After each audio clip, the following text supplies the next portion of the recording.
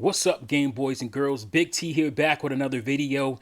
And as the title suggests, we're going to be talking about T. But you love the Wii U, even with all its droughts and lack of games and all the issues. But you hate the Nintendo Switch. Yeah, I've been wanting to kind of do this video for some time, and I just kind of forgot about it. But a Nintendo goon on Twitter, tagged me and Terminator Juice. He really doesn't like Terminator Juice, but he doesn't care for either of us. Tagged us in some post about, I think it was like Nintendo had some kind of basically promo for Xenoblade Chronicles 3 using YouTubers, most likely YouTubers that are in the ambassadors program, which is it ambassadors? What is it called? I think that's it. Ambassadors program or whatever it's called, to promote their stuff, which I would never be in anyway, because I wouldn't want to have to like cater my stuff to a corporation, even if I do like their games. But there's certain, you just feel a certain way when you're talking about that company because oh, I'm kind of a promoter for them. I'm an ambassador or whatever it's called. I think it's ambassador. I'm not sure. But so he tagged us in it saying this is basically that commercial for the company is something that we would never be in. Me and Terminator Juice would never be in because we don't kiss corporate ass. Apparently, I mean that's the only reason. So we were really positive apparently during Wii U, although we did often talk about the issues with Wii U, but we were really positive during Wii U when we weren't so much with the Switch, which is really kind of a blanketed, misleading argument because, again, my favorite word, nuance.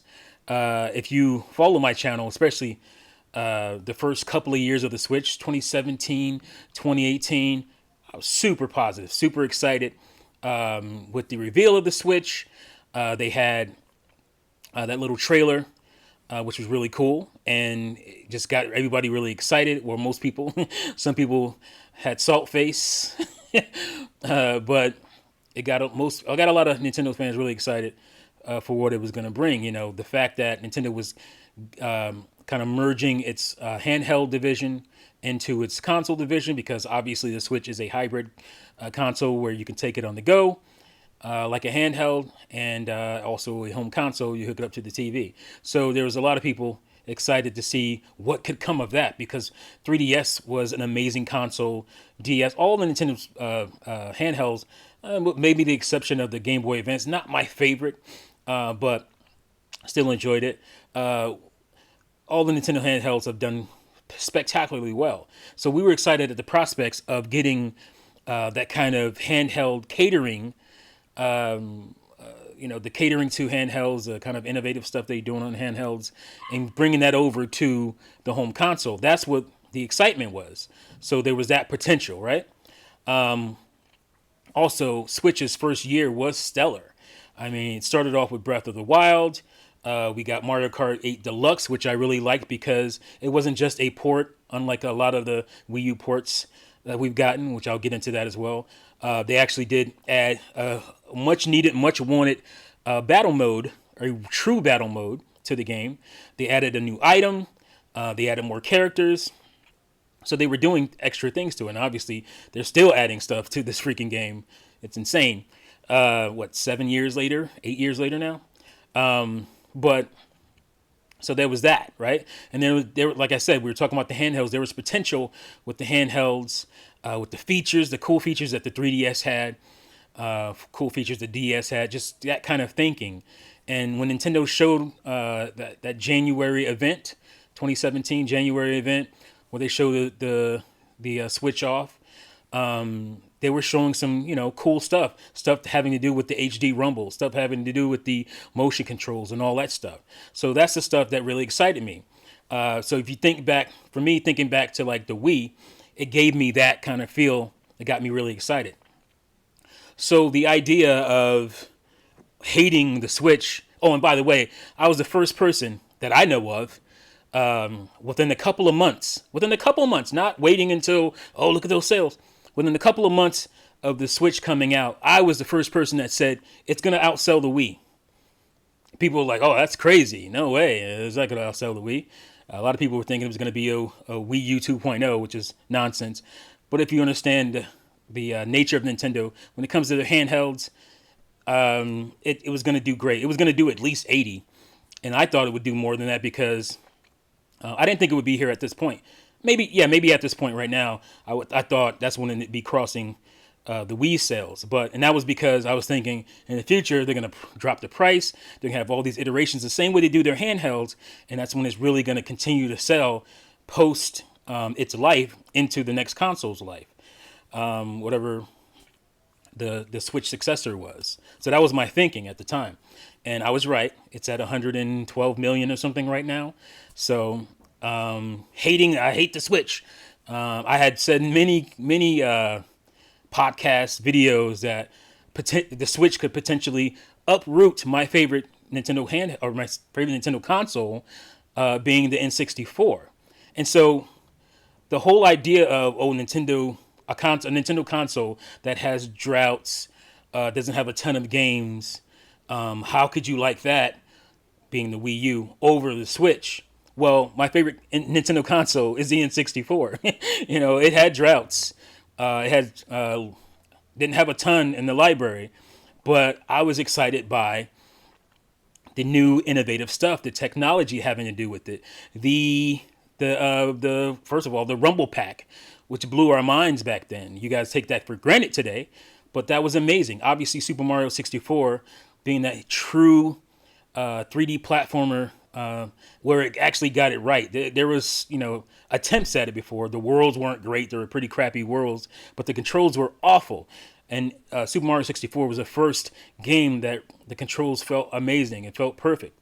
And to be able to play a 3D platformer and full-on 3D open world, Nintendo was the first to really do that, to really give us that, where it was like, yes, this feels right. So there's that. The amazing... The way they shifted from 2D games to 3D games almost seamlessly was amazing. It made that console amazing to me. So we're not talking about the N64, but my point is that the just because a console has less games doesn't mean that much to me. What is that console doing? How is that console innovating? What is the impact of that console? And I would say the impact of the N64 still resonates today. It was a huge impact, especially at the time. And so that's why it's my favorite. Amazing, innovative library. Although small, just really good, really great at times, for especially what I was looking for. That blew me away at the time. Like I said, so you had the transfer pack also, which was a very cool thing. I remember playing was it Pokemon Snap, that allowed you to take your photos and take them to a picture center and do that. You could also take your Pokemon games from the Game Boy and just bring over your progress into Pokemon Stadium with those the Pokemon that you raised. Really cool, just really cool, innovative things. It kept doing things like that, and so that's why I was really excited for something like Labo, because I was like, oh, this is Nintendo continue to do cool, innovative things. Yeah, it didn't hit as crazy. That happened with the N64 as well. The ideas didn't hit as strong, but that's fine. The fact that you're still continue to do cool, crazy things is exciting to me.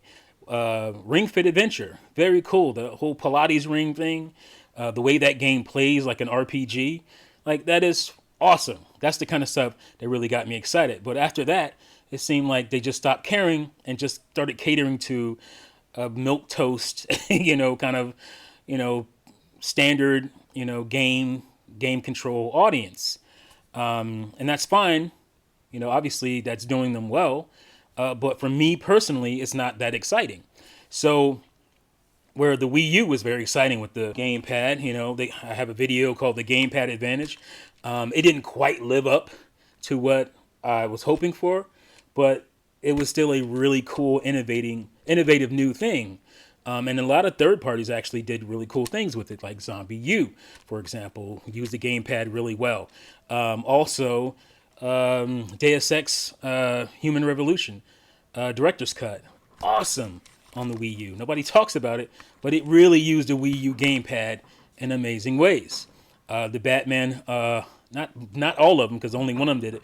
Batman Arkham City used the gamepad in really cool, innovative ways. Yeah, obviously there's Nintendo Land, which was amazing. Wished it was online. And we complained about that. We also complained about the Wii U. I know it's good, easy to look back and say, "Oh, you guys were always positive." No, we still complained about things that didn't make sense. A lot of the fan base, and we would actually argue with certain segments of the fan base about certain things. I gave, I think, pretty much all of us. I don't want to say all of us, but I gave Splatoon a little bit of slack because I knew what situation that Nintendo was in at that point. They were barely able to make an HD game. It's their own fault. We complained about that, but I was trying to cut them some slack when it came to Splatoon and how it lacked this and lacked that. I was like, well, they got to get there. I'm trying to cut them a little bit of slack on that. So when the time came for Splatoon 2, I was expecting more. Didn't quite get it. I was happy to have another game, obviously, again, in the first year of the Switch, but it was doing similar things that the Wii U game was doing. And I'm like, you guys need to do more. Salmon Run is cool, but why is it locked off? Why are we still locking off time intervals for 2 maps? Like, that's insane. So by the time we get to 3, it's like, I'm done. Like, you guys have done hardly anything with that kind of stuff. Salmon Run is open, which is great, but why isn't the regular Turf War stuff open like that? It just, things like that annoy us. So we did complain about Wii U. We complained about the droughts. But the difference is about Wii U's era that Switch doesn't have is that we all had 3DSs, right? So we all had 3DSs. We were playing these amazing games on 3DS as well. So in those droughts, we had games that were on 3DS that we wish were on Wii U. And we complained, why isn't this game on Wii U instead? We complained about that, Goon. We complained about that stuff. But again, we had 3DSs, so we were playing amazing games on the 3DS. Amazing online games on the 3DS. So that's why it felt, and obviously there was a lot of chatter, hate for the Wii U, haters on the Wii U, which made us a bit more defensive than we are with the Switch because there aren't as many haters. So yes, of course, we were a little bit more defensive, defending the righteousness of the Wii U, stuff that we truly believed that were merits. We understood the flaws, but we also was like, hey, it's meritorious in this way and in that way, and so yeah, so that's why that happened. But things changed. When the Switch came out, like I said, after those couple of years where it didn't seem like Nintendo was trying to do anything cool or new, then we can get into like the Mario Sports nonsense where it's just like they just bare bones all the Mario Sports games and they trickle out characters and maybe some maps in here and there. And that's where I started to turn a little bit. I'm like, well, I was hoping for this console to be the console that uproots my favorite, which is N64. I believe that this thing had a chance to do so. And Nintendo just seemed like they started chasing the money. Once that thing started selling really well, they hit cruise control in a lot of ways. Some ways they didn't. A lot of the games are still fantastic, but they're just sequels to stuff that we got before. Sequels to stuff that we got on Wii U, like Splatoon. So it's hard to be as excited for Splatoon 2 and 3 when, Splatoon 1 had already blown my mind. 2 had, taken it up the next notch. And by the time you get to 3, you haven't done a whole lot more with it, then I'm not as excited for it. And like I said, there wasn't the huge pitchfork crowd for Switch that there was for Wii U. So again, we were a little bit more defensive. But like I said, the Switch switched. It looked like it was going to be this cool, innovative new console.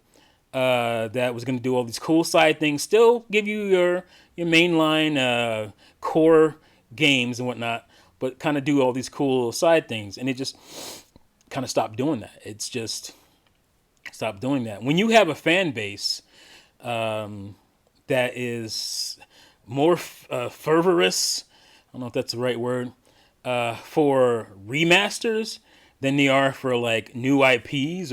That's when you're in trouble. When the fan base is just like, make a video about Metroid Prime remaster or remake. Make a video about Zelda, Zelda Twilight Princess and Zelda I got Minish Cap, Zelda Wind Waker HD coming to Switch. Make a video about that, and these guys lose their minds. They want that, and it's just like we already did that. That's not exciting to me.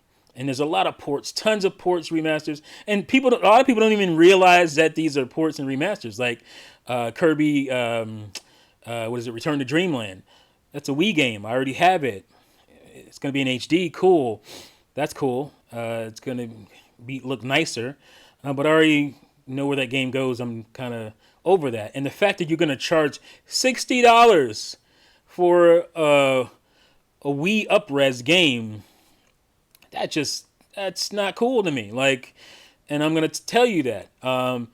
Where when you got Twilight Princess HD and Wind Waker HD, which I believe were both $50 games, if you didn't get like the special edition that came with Wolf Link and all that kind of stuff, I think they were $50 games.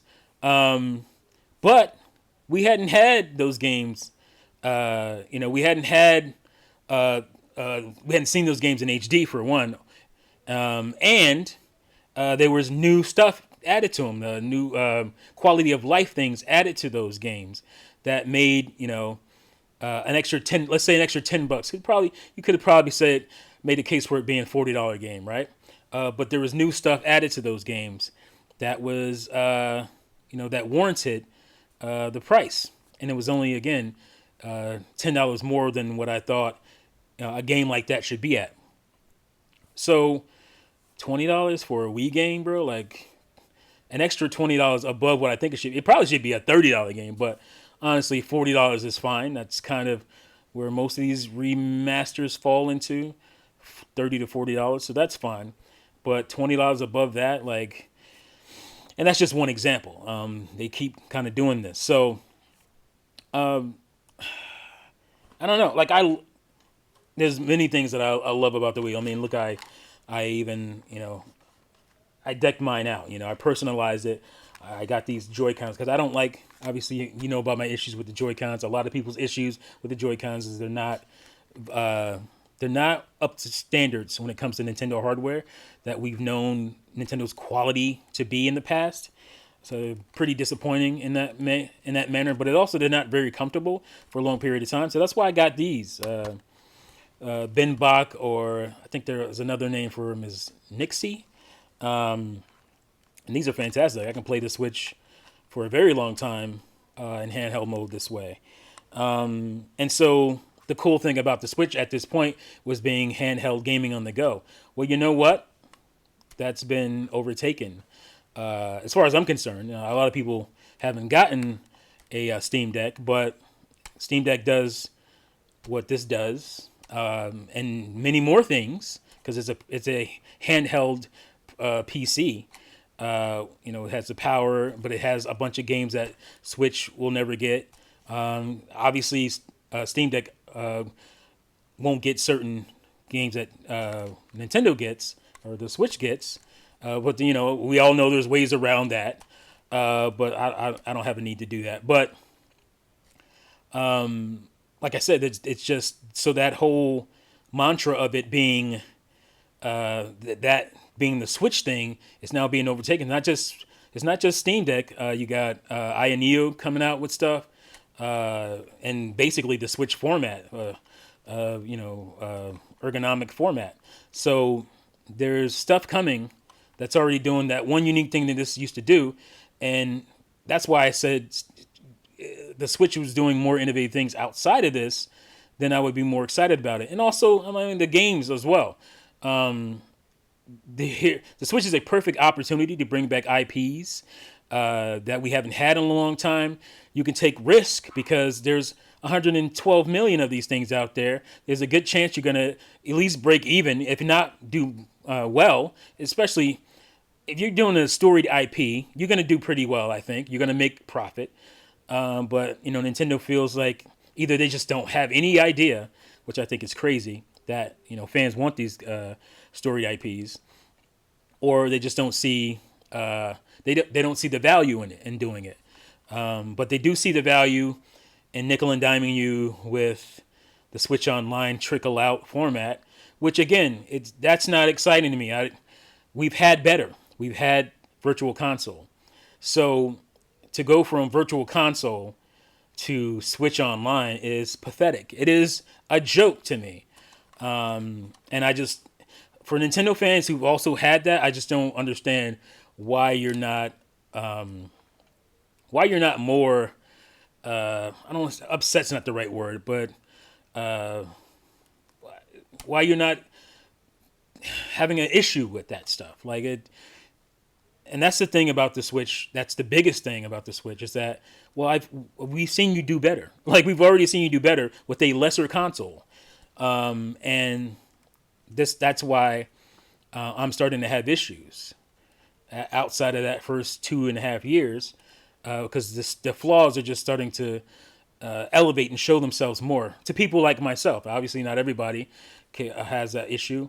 There barely not even 14 million Wii U's sold, so a lot of people don't even know about these things. They skipped maybe they didn't do much with their Wii outside of Wii Sports, and they skipped the Wii U, and so they're like, "Oh, Nintendo's back." Well, I'm like, the Wii was pretty fantastic if you actually used it.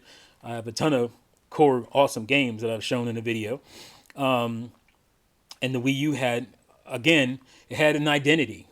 That's another thing. The Switch's identity was console gaming on the go. Well, that's gone. As far as I'm concerned, that's not exciting anymore because there are people doing it better. So that was its identity. Its identity, games wise, isn't really there. Like even Tears of the Kingdom is a Breath of the Wild sequel. It's a Wii U game. Yes, it came out on Switch, but it is a Wii U game. We were waiting years for that game on Wii U, and we got it same day for both consoles. So, Mario Odyssey, yes. I mean, Mario Odyssey was worked on as a Wii U game, but we didn't really know about that.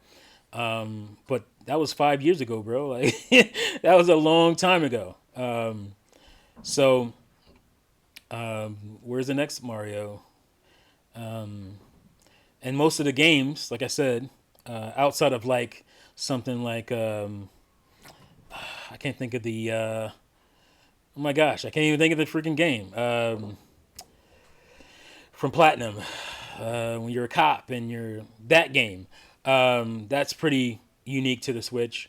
But there's not many, and like I said, a lot of times we're getting remasters of old games from the Wii, GameCube here and there, and people want more. They want more GameCube remasters at $60, which is crazy. Some people think they're gonna get a double pack for $60. The hell you think that for? When Nintendo has never done that, at least not in this time period, not in this era. So it's crazy to me. Like. No, I don't hate Switch. First of all, I have 3 times the library on Switch that I had on Wii U. I got this. Let me see. I have 3 Switches myself. My kids have 2, so that's 5 Switches in my house. I still only have 1 Wii U. Games wise, I'm 200 games where I had. I don't know. What do I have for a Wii U? 70 maybe. You guys, if you follow me on Twitter, you always see me posting new games and all kinds of weird stuff I buy for the Switch. So that's where I find my excitement now, is just buying games that I can play on Steam Deck. Buying games on my Switch that I can keep sealed that I'll actually just play on Steam Deck, like indie games and stuff like that, third-party games that I wouldn't play on Switch. So that's where we're at. So no, uh, and I think the biggest thing, the final thing, I'm gonna see how long are we going in this video. Let me see, 25 minutes right now. So the big thing is that in Nintendo's life cycle, when it comes to their consoles, at this point, and every other life cycle, we knew what the next console would be. We were looking forward to it. It was going to be coming within the next year. At the latest, some cases it will be coming out this year, or within a year of right now. And we see nothing in sight. These guys are always getting hyped up and crazy about, and it's funny because they always get crazy and whatnot about Switch Pro. It's because they're ready for something new, just like me, but they don't get called for it. They don't get called out as a hater because they're wanting the next thing to excite them. They're kind of over the Switch and what its capabilities are. We all know what it can do at this point. There's nothing going to surprise us at this point. But again, so there is a bit of Switch fatigue because at this point, Nintendo would have moved on to the next console or be within months of moving on to the next console. And we don't see that situation in sight for the Switch at this point. So it's just natural fatigue that I have as a longtime Nintendo fan. Maybe you just started with the Switch. Maybe you played a little bit on Wii when you were a kid. But I've been there since 1986 with Nintendo. Okay? So I know their life cycles. I know at some point you start feeling it almost like it's almost like for women menopause or something. You start feeling it. It's a natural feeling you have. Oh, okay, now I'm feeling like we should be moving on to the next console at this point, and there's no new console in sight. So it's just a natural fatigue in that manner. So you add all this other stuff in with the fact that we don't know what's coming next. When is it coming next? I'm really enjoying my Steam Deck. It's kind of taken over my handheld gaming around the house and on the go. So you add all that in, and I'm just not excited at this point. I'm ready to move on because I don't see them doing the stuff that would have made the Switch, which I was hoping for, made the Switch my favorite console of all time. I don't see them doing any of that stuff. To me, it started to fall off late 2018. So, yep, that's my rant. If you stuck through it this whole time, you're a G. But I just wanted to get that off my chest. And this person, who I don't want to give any kind of clout to or whatever you call it. This goon online. I haven't thought about you probably since you left a comment in one of our streams, one of our podcasts. The fact that you're still, because you bragged about, I haven't watched those guys since 2019. It's 2022, and you're online pissing and moaning about us. I haven't thought about you. We're living rent free in your brain for the last 3 years. That's sad. That don't make you look as good as you might think it makes you look. It makes you look pretty bad. But that's my rant. I'm looking forward to whatever Nintendo does next. I didn't really touch on as much the prospects of handheld because it hasn't lived up to what we thought it would be with the handheld. With the handheld groups being merged into the console stuff, I was thinking, my mind was going all over the place. I'm like, this is going to be great. But that stuff really hasn't played out all that much. We got a couple of games. We got, Luigi's Mansion and Link's Awakening remastered and maybe Metroid Dread. Where's this stuff that we were, I was expecting us to see? I guess you could probably say Animal Crossing's in there. I don't know. But 3DS was freaking amazing. Stellar had all these crazy things going on. And I guess Switch gets that third party wise, but with a lot of RPGs and whatnot. But Nintendo proper hasn't put out the effort I thought they put out on the 3DS alone. Alone with having to cater to a Wii U at the same time.